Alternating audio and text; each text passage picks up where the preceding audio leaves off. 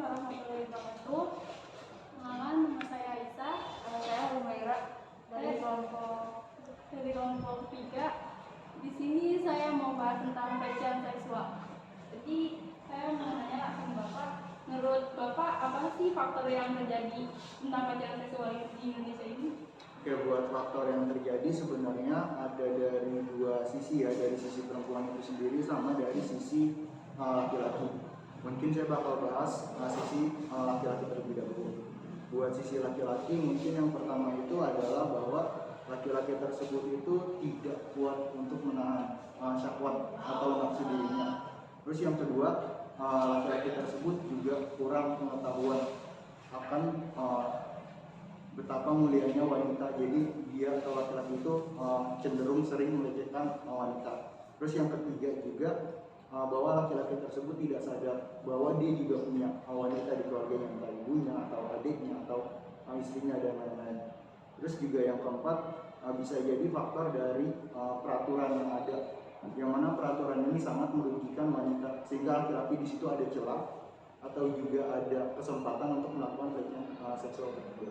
Kemudian dari sisi wanita juga seringkali itu wanita memakai minyak wangi mungkin yang terlalu berlebih wanginya sehingga ini menimbulkan syahwat ya atau nafsu dari laki-laki. Kemudian yang kedua juga pakaian dari perempuan itu sendiri, yang mana ini juga seringkali mengundang laki-laki untuk melakukan hal tersebut.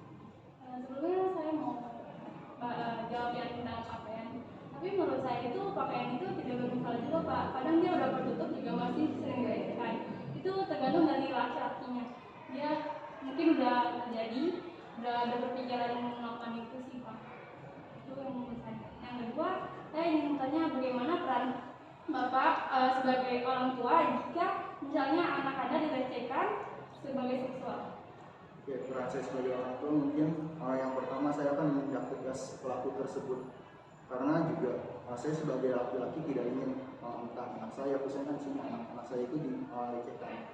Karena saya sendiri juga merasa bahwa ketika anak saya dilecehkan itu hati saya sangat hancur. Jadi saya akan menindak tegas pelakunya pertama. Terus yang kedua saya akan menuntut aparatur hukum atau menuntut pemerintah untuk membuat aturan yang sangat mendukung hal-hal yang tidak ke arah sana. Jadi segala pelecehan seksual itu harus diberantas dengan habis atau sampai titik-titik.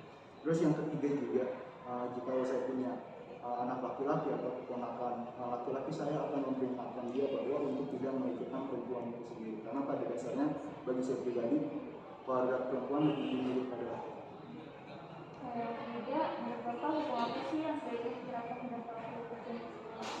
Menurut saya hukuman yang harus diterapkan pada pelaku pelecehan seksual yang pertama itu ya tidak jauh dari hukuman penjara. Tapi kalaupun itu pun masih sering terjadi hukuman pelecehan seksual tersebut. Hukuman lainnya kalau lebih beratnya mungkin ya mau tidak mau dikebiri agar memberikan hal yang lebih dapat atau tidak diulangi oleh pelaku tersebut. Terus kalaupun masih istilahnya masih ini ya pelakunya mau ya hukuman mati. Itu sebagai hukuman, saya hukuman yang paling panas.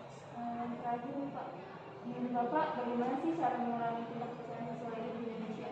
Oke, cara menguranginya atau menguranginya. Cara pertama itu adalah dari diri kita sendiri. Bahwa kalau kita istilahnya bisa menahan nafsu atau menahan untuk ke arah sana, itu bakalan tidak terjadi. Terus yang kedua juga caranya adalah ketika kita sudah bisa menahan, kita harus mengedukasi orang-orang di sekitar kita atau mengedukasi teman-teman dekat kita untuk tidak melakukan hal tersebut. Kemudian yang ketiga adalah membuat peraturan yang mana peraturan ini itu sangat-sangat mendukung untuk tidak melakukan pelecehan seksual tersebut. Dan juga dalam aturannya juga harus dijelaskan bahwa hukuman bagi para pelaku pelecehan seksual adalah hukuman yang sangat berat.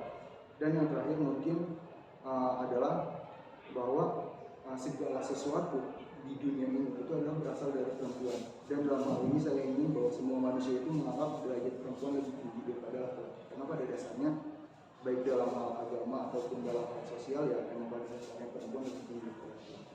Mungkin. Terima kasih sudah menjawab pertanyaan dari kami Pak. Iya, sama-sama. Terima kasih Pak. Iya.